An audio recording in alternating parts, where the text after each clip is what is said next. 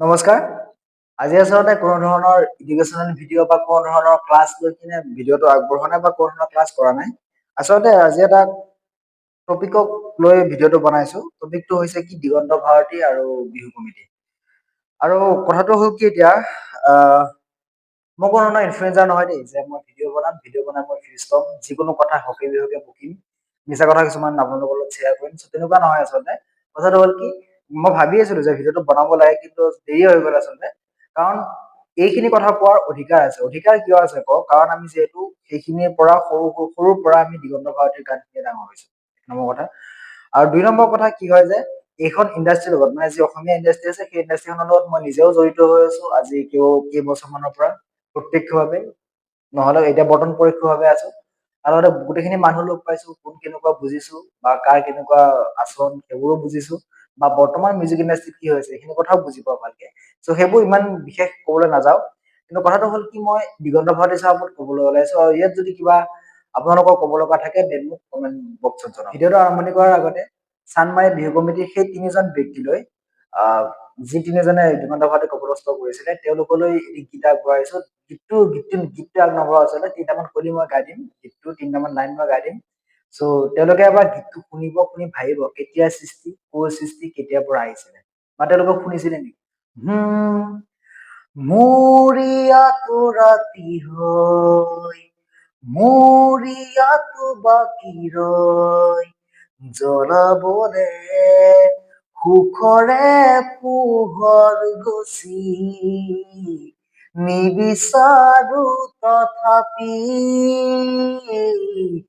জ্বলোৱা চাকি গছি মোৰ হয়, জ্বলোৱা চাকি গছি মোৰ হয়, জ্বলোৱা চাকি গছি মোৰ হয়। এটা কথাটো হ'ল কি দিগন্ত ভাৰতী ছাৰ সেইদিনা তাত গ'ল, তাৰপিছত তাত যোৱাৰ পিছত কমিটিৰ লগত কিবা কিবি হ'ল, তাৰপিছত তেওঁক অপদস্থ কৰি নমাই দিয়া হ'ল। শাৰীৰিকভাৱে তেখেতক অপদস্থ কৰিছে আৰু মানসিকভাৱে তেখেতক অপদস্থ কৰিছে।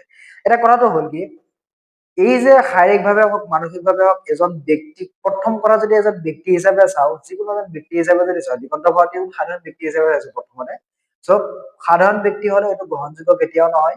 সিহঁতক ভাল আচৰণ কৰি ভালকে ব্যৱহাৰ কৰি নমাই দিয়ক, তাত ক'ব লগা নাই।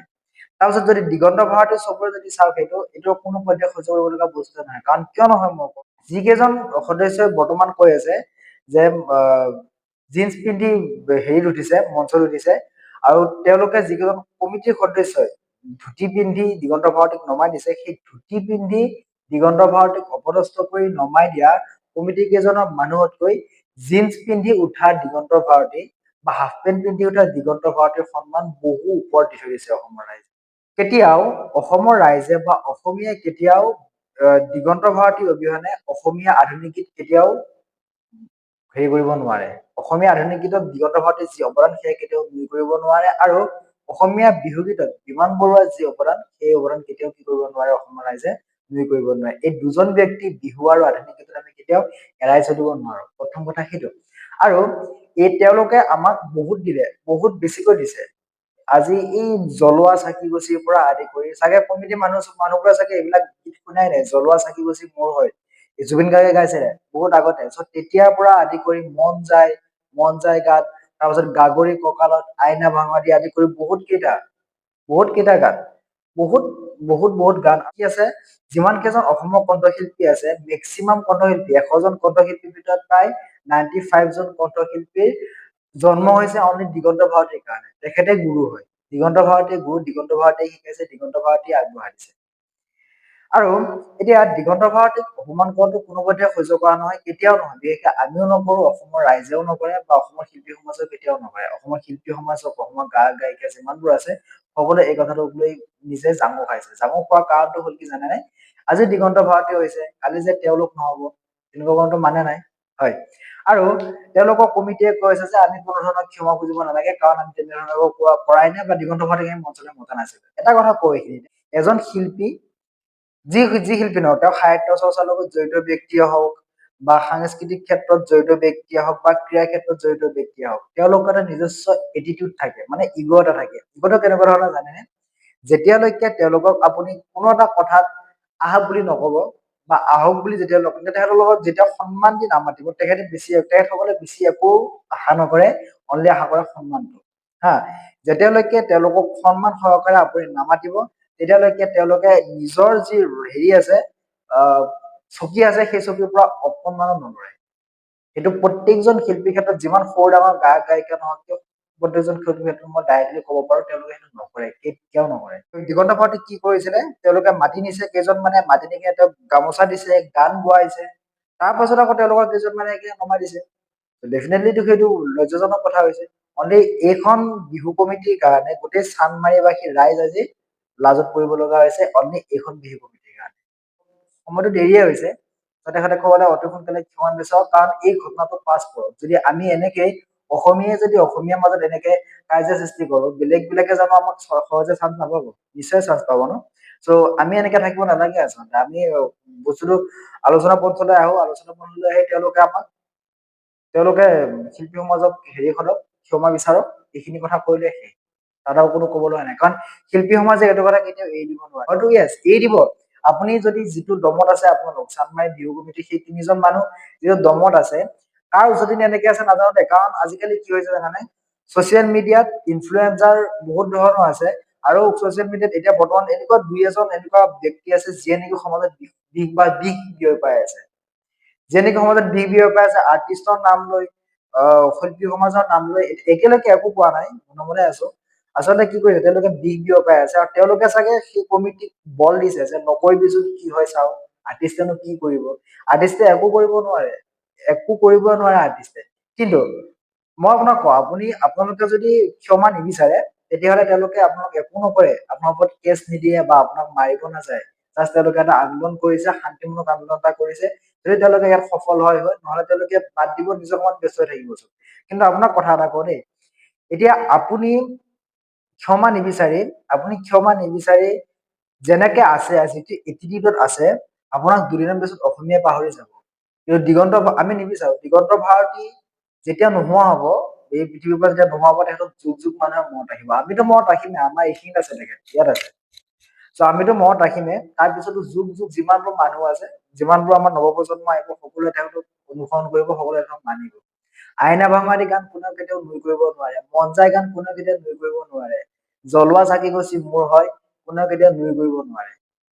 সেইটো কাৰণে কৈছো, তেওঁলোকে যদি প্ৰথমতে ক্ষমা বিচাৰিলে হয়, বিহু কমিটি যদি প্ৰথমতে ক্ষমা বিচাৰিলে হয়, তেতিয়াহ'লে আজি এইখিনি পৰিস্থিতি নহলে হয়। তেওঁলোকে যিটো এটা ক্ষমা বিচাৰিছে বা সৰু হৈছে, সেইখিনি এটা মান্যতা থাকিলে হয়, মানে এটা সন্মান থাকিলে হয়। যেতিয়া এজন মানুহে মই যদি আপোনাক ক্ষমা খুজো, যে মোৰ এইটো ভুল হৈ গল বুলি যদি আপোনাক মই ক্ষমা খুজো, মই সৰু হৈ যোৱাটো নহয় ন। মানুহে আজিকালি এইটো কিয় কনচেপ্টটো সোমাই লৈছে জানো, যে ক্ষমা খুজিলে মানুহজন সৰু হৈ যোৱা যায়। চ' ক্ষমা খুজিলে মানুহ এজন সৰু নহয়। মই যদি আপোনাৰ ওচৰত কেতিয়াবা ক্ষমা বিচাৰো, মই কেতিয়াও সৰু হৈ নাযাওঁ।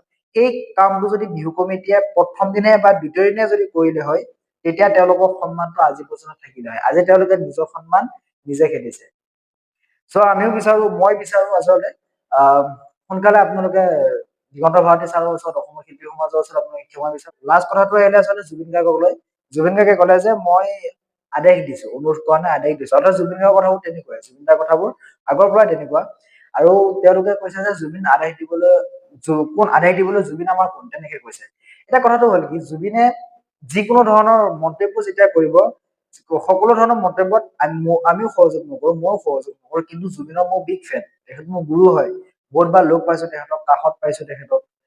এটা কথাটো হ'ল কি, জুবিন গাৰ্গৰ যি স্বভাৱ বুলি কৈছে দেই, তেখেতৰ যি নিত্য স্বভাৱ, সেই স্বভাৱতে তেখেতে কৈছে। তেখেতে কাকো গালি দিয়া নাই বা গুণ্ডাগিৰি কৰা নাই। আচলতে কৈছে মই আদেশ দিছো বুলি কৈছে। আদেশ দিয়াৰ কাৰণটো কি গম পাইছে নে? অসমৰ সংগীত জগতৰ ৰজা তেওঁৱে। বিষয়টো যিহেতু সংগীত জগতক লৈ আহিল ন, সেইটো কাৰণে আচলতে মায়ে লব পাৰে। কাৰণ জুবিন গাৰ্গে মই তেনেকে দেখাই নাই বুলি ক'ব পাৰি। আজিলৈকে জুবিন গাৰ্গে তেনেকুৱা যিকোনো এটা কথাত এনেকে মাত দিয়াটো মই দেখা নাই। চ' ভাবিছো কথাটো যে জুবিন গাৰ্গে যদি মাত দিছে, বিষয়টো অলপ বেছি চাব লগা কথা। কাৰণ জুবিনে এইকেইদিন যি মঞ্চ বিহু কৰিছে, যি বিহু কৰিছে, একদম সুস্থ মগজুৰে কৰিছে। আৰু ইয়াৰ পৰাই আপোনালোকে এটা কথা বুজিব পাৰিব যে জুবিন গাৰ্গক বিট কৰা কোনো এজন মানুহে নাই। যি গাইছে আই লাভ ইউ বুলি কলো মই, যি গান ধুনীয়া গাইছে, যি মিউজিক দিছে, বাপৰে বাপ, একদম নেক্সট লেভেল। জুবিনে সুস্থ মগজুৰে কৈছে মই আদেশ দিছো বুলি। সুস্থ মগজুৰে কৈছে। সেইখিনি কথা বেছি বিতৰ্কলৈ লৈ নাযাব। জুবিনে অসমক বহুত দিলে, আৰু সেইটো জুবিনক যদি আপুনি যদি কয় কোন জুবিন মই চিনি নাপাওঁ বুলি যদি আপুনি যদি কয়, দেন আপোনাৰ ওপৰত আৰু যি নেক্সট প্ৰজন্ম আছে, যি নেক্সট জেনেৰেশ্যন আছে, সেই নেক্সট জেনেৰেশ্যন আপোনাক হাঁহিব।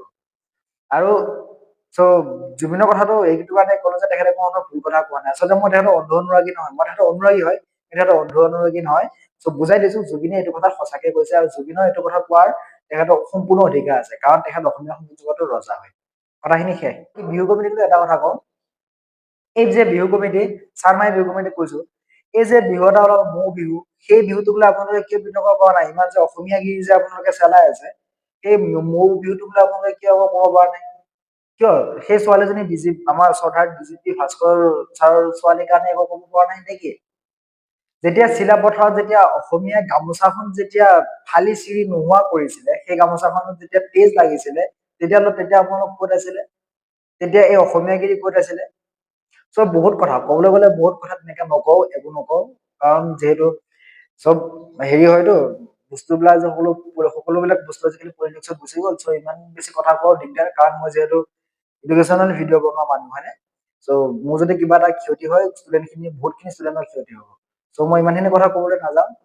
আপোনালোকক কৈছো যে আপোনালোকে যদি বিচাৰে নেক্সট টাইম বস্তুবিলাক ভালকে হওক, চানমাৰি বিহু মঞ্চত ভালকে বিহুগীত পৰিবেশন হওক, বিচাৰে যদি দেন আপোনালোকে এইখিনি কৰক যে তেওঁলোকক ক্ষমা বিচাৰক। আৰু এটা কথা কওঁ, জুবিন গাৰ্গে আজি বহুত দিন আগতে কৈছিল, এটা কথা কৈছিল, বহুত বছৰ আগতে কৈছিল যে যেতিয়ালৈকে বিহু সেই আগৰ দিনত যদি গছৰ তলত যে বিহু পাতিছিলে, মুকলি বিহু যে পাতিছিলে, সেই বিহুলৈ যদি আকৌ ঘূৰি আহে, প্ৰত্যেকজন শিল্পীয়ে অসমত কি পিন্ধিব জানেনে? ধুতি পিন্ধি প্ৰগ্ৰেম কৰিব।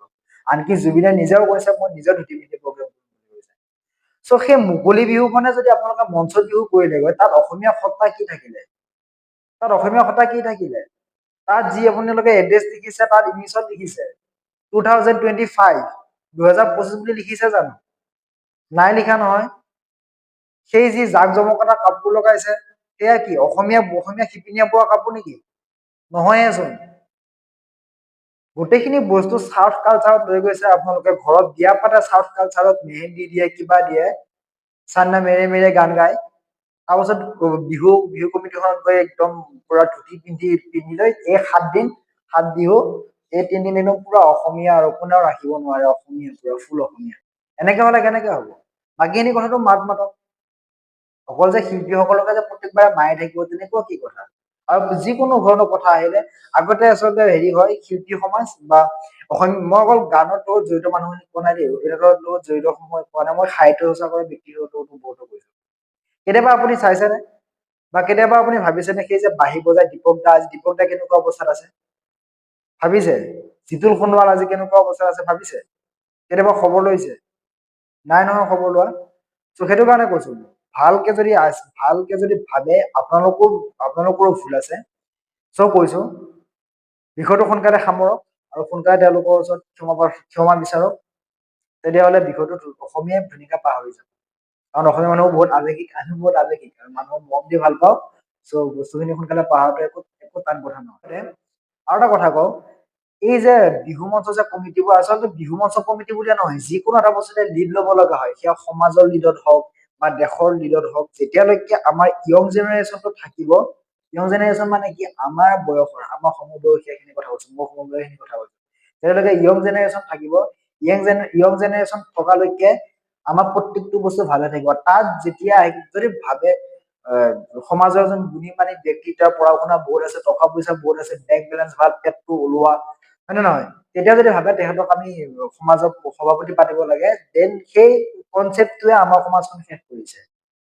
সেই পেট ওলোৱা যিটো কনচেপ্ট, সেই কনচেপ্টটোৱে আমাৰ সমাজ শেষ কৰিছে।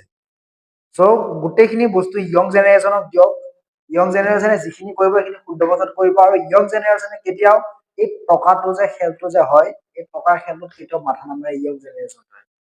য়ং জেনেৰেশ্যনে বিচাৰে বস্তুখিনি ভালকে থাকক, সকলো মানুহখিনিয়ে সন্মান সহকাৰে যাওক, বস্তুখিনি সন্মান সহকাৰে থাকক, আমাৰ গাঁওখন, আমাৰ ঠাইখিনি এটা সন্মানপূৰ্বকভাৱে জীয়াই থাকক। কোনো ধৰণৰ হেৰি নোলাওক, বাক বিতৰ্ক নোলাওক আমাৰ এই সমাজখনত। সেইটো কাৰণে কৈছো, য়ং জেনেৰেশ্যন মানে যিমান পাৰে সিমানখিনি সমাজৰ যিটো বাঘ জৰি আছে, সেই বাগজিলা তেওঁলোকে হাতত লওক, আমি হাতত ল'ম আচলতে। চ' আমি আছো, হয় নহয়? চ' আমাক গতাই দিয়ক আপোনালোকে, কাৰণ আপোনালোকৰ এতিয়া বয়স হ'ল, এতিয়া ৰাম নাম কৰক, হয়নে? চ' মন্দিৰত যাওক, এগছি চাকি জ্বলাওক, পুৱা গধূলি যাওক, চাকি এগছি জ্বলাওক, ৰাম নাম কৰক, মুছলমানখিনিও নামাজ চামাজ পঢ়ক, হয়নে? এতিয়াও তেওঁলোকৰ এতিয়া সময় নাই আৰু এইবোৰ সমাজৰ হেৰি ধৰি থকা সময় নাই আৰু, বুজি পাইছা? কাৰণ বস্তুখিনি বহুত আগবাঢ়ি গ'ল, গোটেই দেশ বহুত আগবাঢ়ি গ'ল। এতিয়া যদি আমি এইবিলাকত থাকি যাওঁ বহুত দিগদাৰ হ'ব। আমাক বেলেগে হাঁহিব, সেই বেলেগে হৱাটো আমি কেতিয়াও কৰিব নালাগে, বুজি পাইছেনে? চ' এইখিনি কথা কলো, আৰু ইয়াত যদি কিবা ভুল হ'ল মোক ক্ষমা কৰিব। আৰু অসমৰ শিল্পী সমাজৰ লগত আছো, অন্য শিল্পী সমাজৰ লগতে নহয়, বিহু কমিটিৰ লগতো আমি আছো, গোটেই অসমৰ ৰাইজৰ লগত আছো। গোটেই অসমৰ ৰাইজে যি দেখি আছে, তেওঁলোকে যি সত্য, কাৰণ বিহু কমিটিখনক কোনেও সত্য বুলি কোৱা নাই। সত্য বুলি কৈছে যে 2-এজন ইনফ্লুৱেঞ্চাৰে যিয়ে সমাজত বিষ বিয়পাই আছে, ছচিয়েল মিডিয়াত যে বিষ বিয়পাই আছে, তেওঁলোকে কৈছে, তাক বুলি বেলেগ কোনেও কোৱা নাই। চ' মই তেওঁলোকৰ নাম নলওঁ, কাৰণ তেওঁলোকে নাম ললে আকৌ মোক ধুৱালৈ ভয় নকৰো, কিন্তু যিটো অসৎ মানে নিজৰ সন্মান হানি হয়, সেইটো কাৰণে মই তেওঁলোকৰ নাম নলওঁ।